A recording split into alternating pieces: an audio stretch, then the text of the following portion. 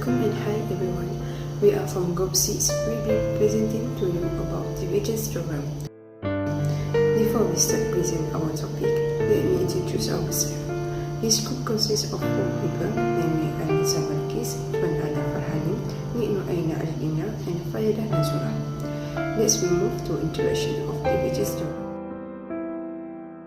The Divergence Theorem, also known as Gauss or Oslo-Kreiskreis Theorem, at 1764, Lagrange conceptualized Divergence Theorem, later independently rediscovered by Gauss and formally proven by Oslo-Kreiskreis at 1831. This theorem gives us a brilliant shortcut, which is it connects to what is happening inside a 3D spatial volume to what is escaping through its closed surface.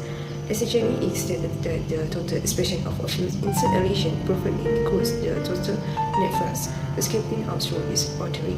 It is why it is so vital in physics and engineering for modeling things like heat flow, fluid dynamics, and mass conservation. At the below of this slide is the formula. The Divergence Theorem, also known as Gauss or Oslo-Kreiskreis Theorem, at 1764, Lagrange conceptualized Divergence Theorem, later independently rediscovered by Gauss and formally proven by Oslo. Let's take a look at question 1. First, let us calculate the divergence of f. We add the derivative of 4x with respect to x and partial derivative of 1 minus 6y with respect to y and partial derivative of z cubed with respect to z. After simplify, we get negative 2 plus 3z squared. Since our region is part of sphere of radius 2, let's take a look at question 1. It is best to us use spherical coordinate. In this system, x equal to rho sin phi cosine theta, y equal to rho sin phi sin theta, and z equal to rho cosine phi. The volume element dv becomes rho square sin phi d rho d phi d theta. Now let us determine the limit of integration based on our boundaries. Since our radius is 2, we begin with our innermost integral. First, we distribute rho square sin phi into our term, which gives us the integral from 0 to 2 of negative rho square sin phi plus 3 rho to the power of 4 cosine square phi sin phi with respect to rho.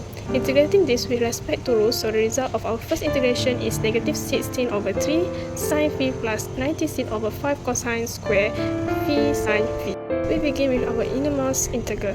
First, we distribute rho square sin phi into our term, which gives us the integral from. Next, we move to the middle integral with respect to phi, evaluating from 0 to pi over 2.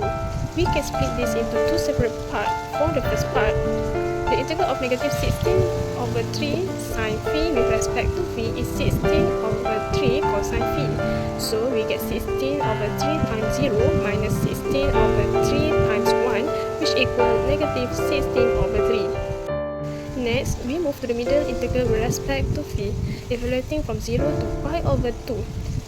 For the second part, we integrate 96 over 5 cosine square phi sin phi using u substitution. Let u equal cosine phi, so du equal negative sin phi d phi. Substituting this, the sin phi terms cancel out, leaving negative 96 over 5 times the integral of u square du from 0 to pi over 2. Integrating u square gives u cubed over 3. Now we change u back to cosine phi, giving us negative 96 over 5 times cosine cubed phi over 3, evaluating from 0 to pi over 2.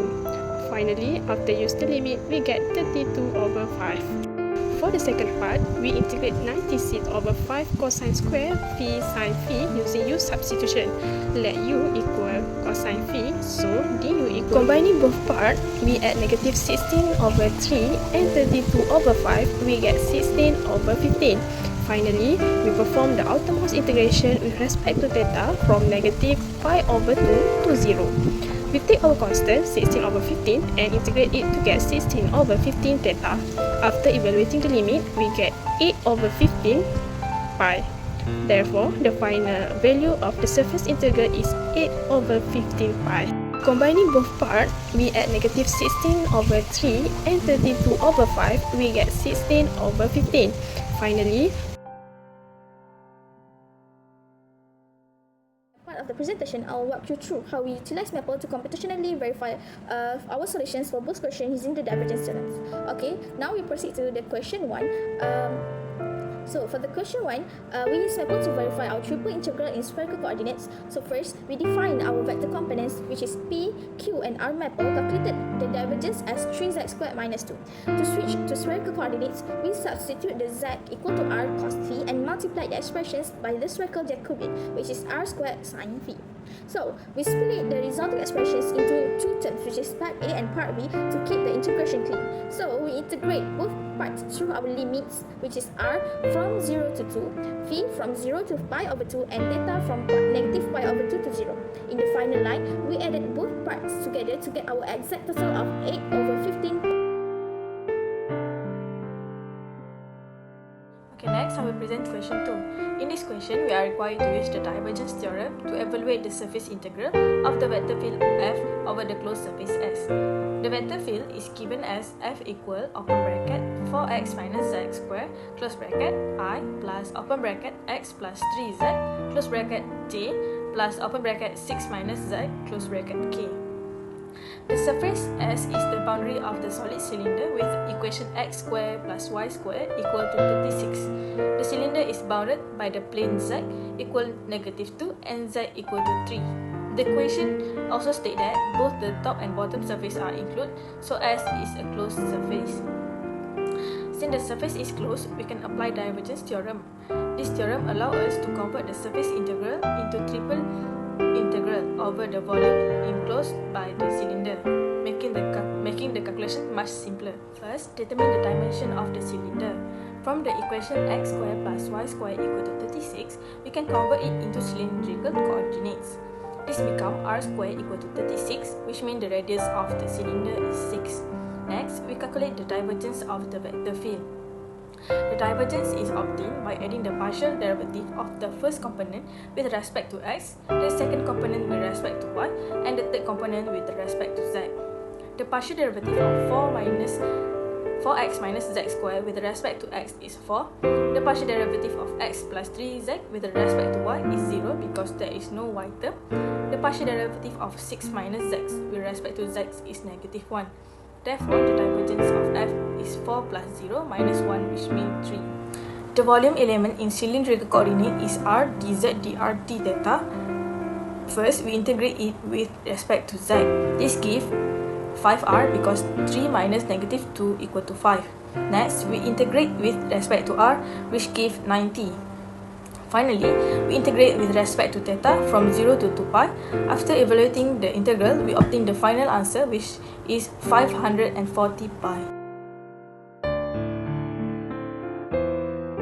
Let's proceed to the question 2, which is a cylindrical coordinates. We entered our new vector field components and use the div command to find the divergence. It simplified beautifully to a constant value of 3. Since we are integrating over a cylinder, we multiply the divergence by the cylindrical Jacobian factor r, giving us an integrand of 3r. So from there, we integrated step by step.